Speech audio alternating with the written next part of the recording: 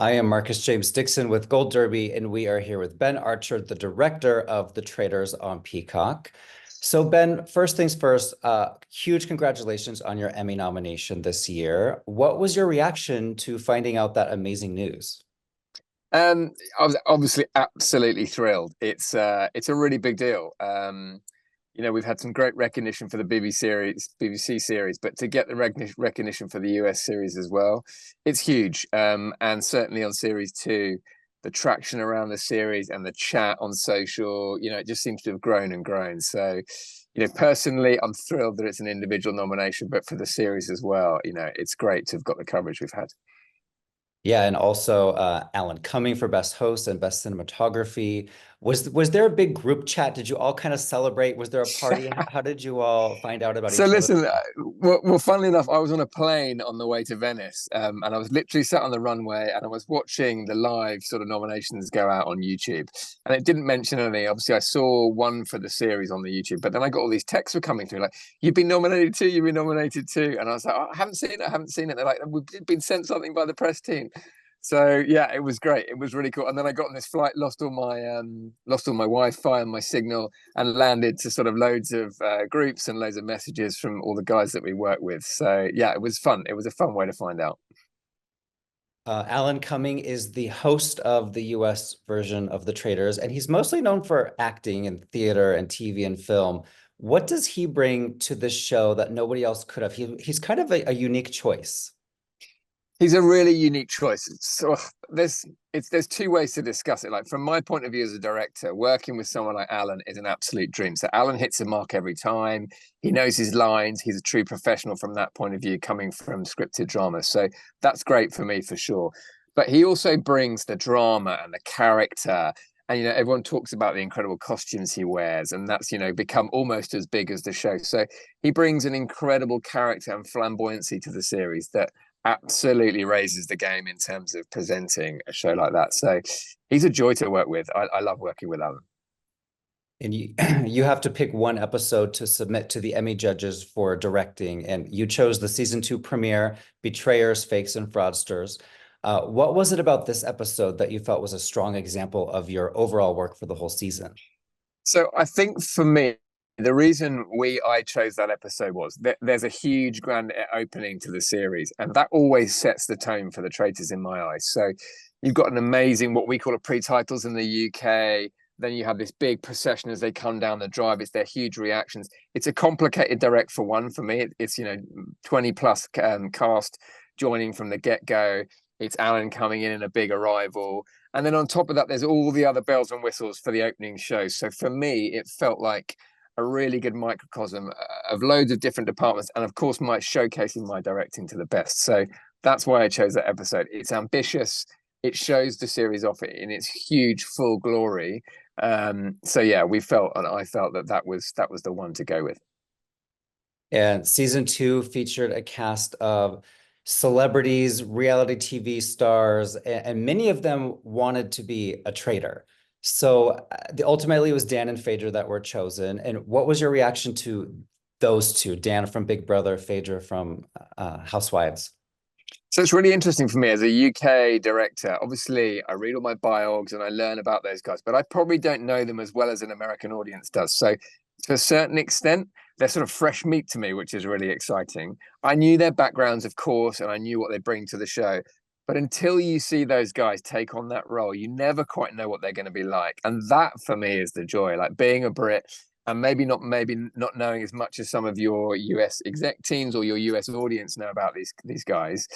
It's lovely to see that unfold. I was super excited. I knew they were going to be great. I knew they were going to be characters. But as it developed for me, like it was like opening the best present ever. It just got better and better and better with those two. And as the director, what is your game plan for that first episode roundtable where Alan's walking around the table and he touches the shoulders? I'm sure you go into it thinking, this is what the plan is. Tell us. So that is probably the single most exciting direct I've ever done. I remember they walk in and we've got this incredible technocrane at one end of the round table that pulls away and it gives this huge aerial shot. And you look down on that table and there's 20 plus cast around there. And for me, like the nerves are going in the gallery. You can hear a pin drop. It's super exciting. And we play a track in at the start to sort of to get the mood going in there, the hanging tree from the Hunger Games. So it is an amazing, amazing experience. In terms of my plan, like obviously there's a whole load of meticulous planning that goes out in advance. So I know where all my shots are. I know where the cast are going to sit. But it's a lot of people around a round table, and whatever anyone tells you, however experienced you are, it can get confusing in that environment. So for me, it keeps me on my toes, and I absolutely love that. And then you never quite know what they're going to say or what they're going to do in the moment. So you've got to be ready to react to that genuine reality, because it's not scripted. You know, you're seeing what unfolds, and you've got to make sure you nail those moments as and when they come about. But equally, that moment where they go around and they pick the traitor, where Alan circles the table. I mean, in reality, he circles it maybe 10, 15 times before he actually puts his hands on anyone's shoulders. He does some dummies. He makes some noises. So it's incredibly tense and incredibly nerve-wracking. But wow, it's an amazing thrill in that gallery. I assure you that. My favorite moment from all of season 2 was Parvati having to poison somebody in plain sight. It was so fun. It was so dramatic. I felt like I was watching, a thriller or a horror movie. And she chose Ekin-Su, of course. How challenging was that scene from the director perspective?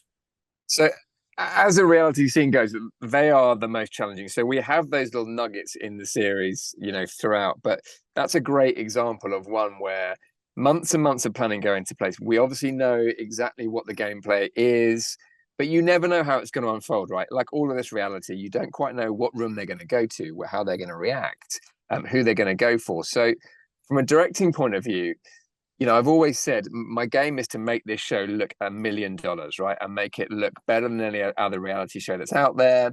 But equally, that's fine, isn't it? You can make something look good. But if I'm not listening to that story and I don't know that Phaedra's gone into a certain room at a certain time and I miss that, then we're in big trouble, right? So those nights where you've got something a little extra going on, that is when I am absolutely tuned in with all my cameras. So not only the rig, we've got main cameras in the rooms as well. And I'm essentially pulling those puppet strings and I'm watching it intently. I'm listening to every word that's said and making sure I've got that coverage, because God, you do not want to be missing that moment when that happens. And again, it's a huge thrill. It's great, and you're tracking them around the castle, and when it happens and you get that shot or you get the shots in the moment, it's a massive, massive thrill to be part of that. And that whole Poison Chalice storyline led to the funeral procession episode, everyone wearing the luxurious black costumes. And that's the episode that was nominated for cinematography as well. What can you tell us about that one from your perspective? So that's a massive team effort. So that's an example of a really big mission challenge that we did in the series. And we chose that for good reason. Like, I love that scene, genuinely. It's probably up there as my favorite episode of the whole of the season. And there's a lot of shared sort of elements to that. So there's another director who does some of the missions for us, and he took a chunk of it, but I took the actual end burial scene. And do you know what was amazing about it was that we created this world there where they genuinely felt they were marching towards someone's death and towards burying someone in this kind of sort of dark black comedy way. And their reactions were really real. There were tears being shed. And it had this really amazing sort of black comedy, sort of macabre sense about it. That honestly, it was such a thrill to be part of. Not only visually did I know we created something brilliant, but we'd kept the cast in this bubble, and we managed to create this world where we got these amazing, genuine reactions in a slightly weird and twisted way, as only reality TV can do. But it was brilliant, and the response on X and the response, online was just fantastic. It was so great to see how well that went down. Yeah, I noticed overall that like the reactions from fans in season 2 was just explosive compared to season 1. I think more people were watching it, more people were invested. Did you backstage, did you all, well, I guess you weren't filming at the time, but when the episodes were airing, did you kind of feel that same energy? Yeah, I think certainly with the American series, like season 1 was great, and it got a really good kickstart. And I think we all knew that we had something really great there, but we could get it more traction. And so when you're making the second series, you're pushing. And as it's unfolding for real, yes, people aren't watching it live, and I get that, but you've got something special. You really, really do. And that funeral march, the funeral procession was an example of that. We all came away saying, that is great TV. It's really, really brilliant TV. And, then the amazing editing team take it away and they spend weeks on it, crafting it and bringing it together. And truly, you then get the response online and you say it just builds traction and builds traction and so much conversation around it. It's been joyous, absolutely joyous to see the response that it's got. Every episode of The Traitors starts with the breakfast scene where the faithfuls find out who among them has been murdered. How do you go about keeping those scenes fresh for the audience so they're not repetitive? Yeah, that's a really good one. The truth about those scenes are they are repetitive, right? It is the same room, they do the same walks. But the great thing about the series is they don't know who's going to walk through that door, who's not going to walk through that door. And that genuinely, there's so many different relationships within that castle between the cast that you're kind of guaranteed a different morning every time. So it might be someone the whole cast loved. It might be someone that some of the cast loved or some of the cast really hated. So there's never one similar dynamic when someone is murdered. So I think that's what keeps it fresh. The relationships between the cast and seeing that unfold is never the same, which is the beauty of it. I'm a huge Survivor fan, so I was happy to see Sandra and Parvati. And I noticed there was a big theme this season of the gamers versus the non-gamers. And people like Trishelle and CT won the show and they were gamers. And some of the housewives maybe weren't considered, gamers. What do you think of that that theme that took over? And was that something you all planned, or did it just kind of happen that way? So it's interesting that the casting is a really intricate process, right? And the guys did an incredible job this series of getting such a good mixture of, like you say, gamers and housewives and those different sort of eclectic mixes that appeal to so many different viewers. And I think ultimately that's what makes the show so popular, right? There's always someone in there that you relate to or that you love seeing on TV before. So that brings you to the show. So that's great.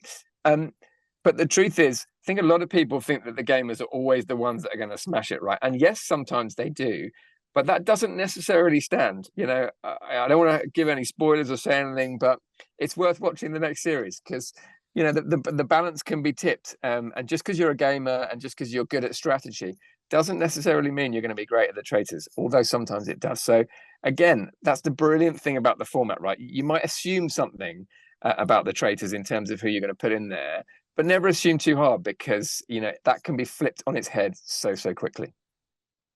There was a moment mid-season where Dan threw Phaedra under the bus at the round table. It went absolutely viral on social media. People were on both sides. Some people said he shouldn't have done that. Some people were like, anything's game. What was your reaction when that was happening? And were you kind of like watching it like we were, like with your mouth open in shock? That's the funny thing. Like, you try and be professional, right? In the gallery, it's a high stress environment. But like I said, it's rare to be so dragged in as a director into the editorial, and you have to be to do the job, right? So I'm as absorbed as anyone that's watching the show when it's cut and it goes out on TV. The truth is, those round tables can last 2.5 hours. They can last a really long time. But the great thing is you are so involved. You are almost watching it as a viewer as well. And actually, I think that's a great thing. The reaction in the gallery is great.